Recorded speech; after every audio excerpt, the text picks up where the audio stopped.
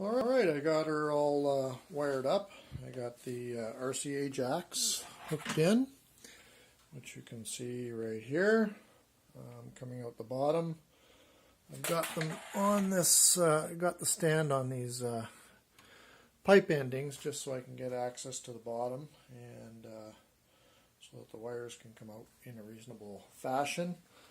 As you can see, I've got it jury-rigged. I've just got it plugged in right here to an extension cord. Got it set on 33.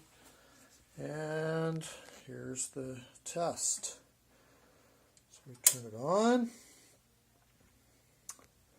And look at that. She is spinning. And she looks like she's spinning to speed. So, working good. And the motor is silent. Unlike before, it was actually rattling and humming and buzzing, so it's working really good, really quiet. I'm surprised. And here we have a felt pad. So I haven't balanced the arm yet at all. Not a felt, but a cork, I should say. So I've got the cork pad there. I do have the original rubber, but it's so hard with age that it's pretty near useless. So what I'll do is I'll try and balance the arm. I'm going skiing tomorrow, so I think I'll have to put tomorrow Saturday. So I'm going to have to wait till Sunday to try and balance the arm and see if I can get this thing playing some music without any hums or anything like that. So I'll plug it into my little quad system here. There's another Thorns turntable I've been working on, and it's about 75% there. And my old quad Austin Powers edition setup with a 303 and a 44 all dressed up with the British flag, and the Thorns was made to match. And then this is the next project that I have in the queue, which is to get this thing up and running and operational. So I haven't done anything to the plinth yet. I'm not sure what I'm going to do, whether I'm going to paint or whether I'm going to stain or whether I'm going to veneer. That'll all be stuff in the future. I just want to get the mechanics all worked out. But you can see the thing is spinning just perfectly and working great. Thanks for watching. We'll post some other stuff here fairly shortly. One thing I wanted to also note was the sheer inertia of this massive platter. So basically what happens is I turn the thing off. And you do that to any other old belt-driven turntable or whatever, and they slow down in a big hurry. But as you can see, this thing just spins and spins and spins, and just shows you the amount of momentum and inertia that this huge, heavy platter exerts on this bearing. And the bearing, for something that hasn't been cleaned or anything yet, seems to be in good order. There's no shake at all. I can't feel any movement in the bearing at all. And it seems to be playing very, very well. Or seems to be rotating very, very well. Won't be able to tell until I get sound, so I can see whether it's in pitch or not. And then I'll, of course, throw a strobe on there just to see how it really is behaving on 60 hertz, and see if she works nice. You can see how long it took to actually come to a stop after I hit the stop button. So I am very pleased with the results so far. Alright, here's what I've done to date. I had to take this piece out. There's two little springs that hold on to it, and then you pop it out. And the spring heads are right over here. And what happened was I was trying to adjust the weight, and unfortunately this thing was seized. And I looked in the Lenco Heaven, and one of the suggestions was take apart the whole tone arm and take it down to pieces and everything, which I think is a little bit beyond me. So I just did the part of it where I just removed this here, and you can actually see a graded scale here. And now what I did was I removed it, cleaned it out. I used isopropyl alcohol to clean all the threads on this screw piece that was all gunked up with old grease and stuff that was all dried up, and it was just basically seized. So soaked it in nice propyl alcohol, let it sit for a bit, and then used a toothbrush to clean out all the threads. And then I put some 3-in-1 lube oil onto it, just a nice light coating, and now it works great. So you can see it turns just fine. And what I have to do, I'm finding, is if I crank it all the way back, and it only shows on the scale of about I think that's 10, 15, I'm not sure. It only goes back down to about 9 or 8, which is about the weight of the tracking force that I'm actually getting on this thing. And that's the minimum I can do basically with my little tracking force scale here.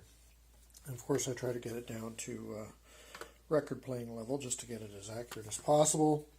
And what I'm finding is the minimum I can get it to is about 9 grams. I put a little bit of this blue tack on the back just to see if the weight would throw it back a bit, but it doesn't make much of a difference, maybe 1 gram difference. Mind you, the head shell, what I'll do is I'll pop it off here, see if I can do it one-handed. And pop it off without wrecking it, hopefully. So you can see that it's got a very heavy GE VR2 cartridge, which of course has this little spring thing to allow you to go between a 78 and an LP kind of cartridge that you can see there. There we go, it's focused better. And you can see how it pops out and rotates. So it might be just a mass, the reason why the heavy mass, well, first of all, you get a stainless steel friggin' head shell, but also it could be just the mass of this cartridge is just too high. And it is designed for, of course, old 78s and old 45s and 33s mono.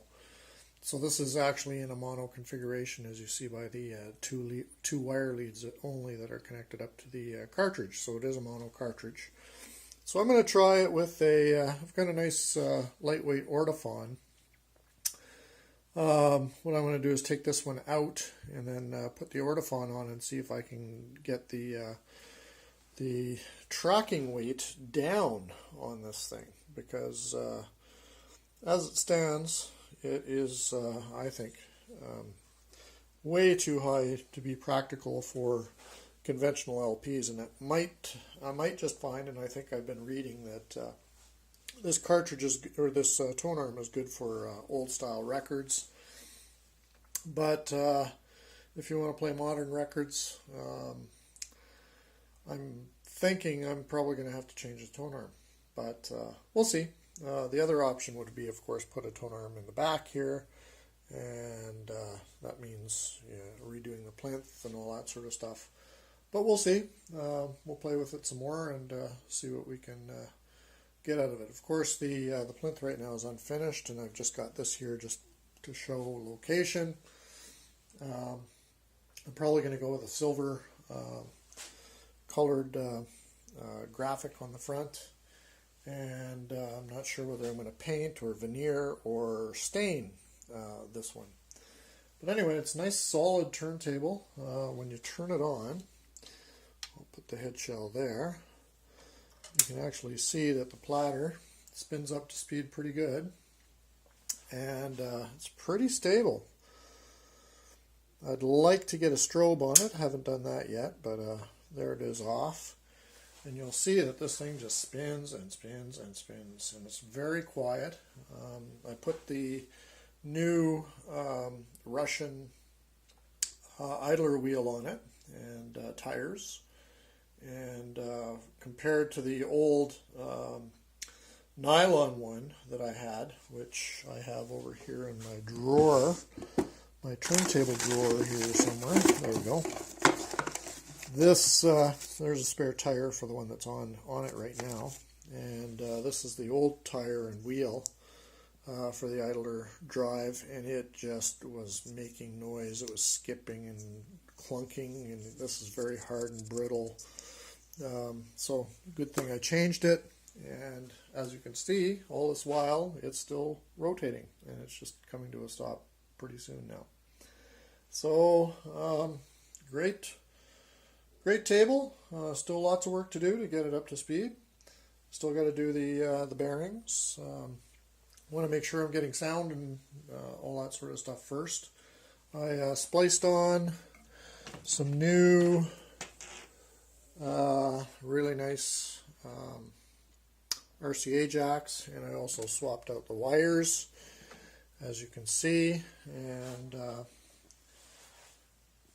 getting close to having it play for me. Anyway, more to follow. Thanks.